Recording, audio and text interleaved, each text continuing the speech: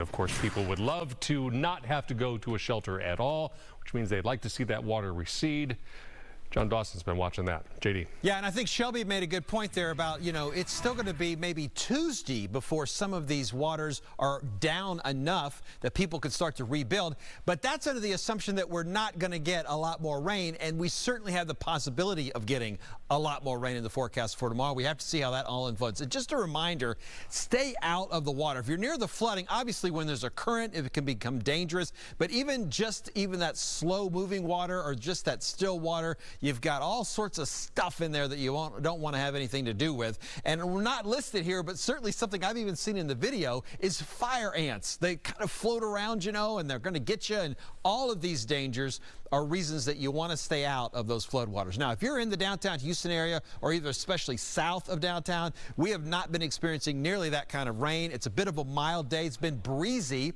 Maybe we'll call it a little bit of a warm day with temperatures in the 80s. Right now, we've got about 82 degrees. The winds out of the east at around 16 miles an hour, and it's a bit muggy out there. The flood watch extended until 7 p.m. tomorrow. That's because of all the rain that's already fallen. It won't take much more to create flooding on our roadways once again, and that's really for anybody, but especially here in our area where we've got the green counties shaded. And then the Weather Prediction Center with their flood outlook, or their excessive rainfall outlook, really kind of circles in here the bullseye where most of the rain is expected.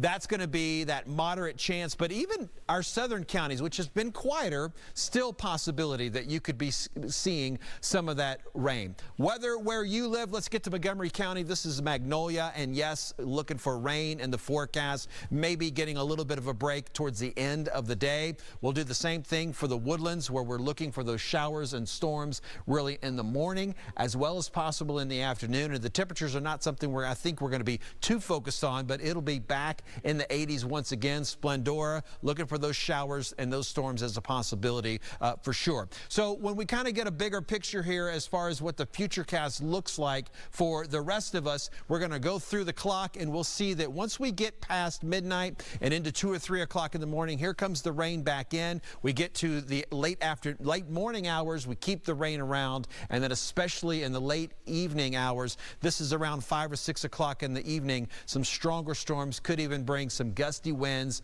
or possibly even some hail. So we'll keep all that in mind, but changing the pattern once we get to Monday. So more of the same for tomorrow as far as the potential for flooding, a potential for rains you've got to keep an eye on, even if you're not in the flooding areas.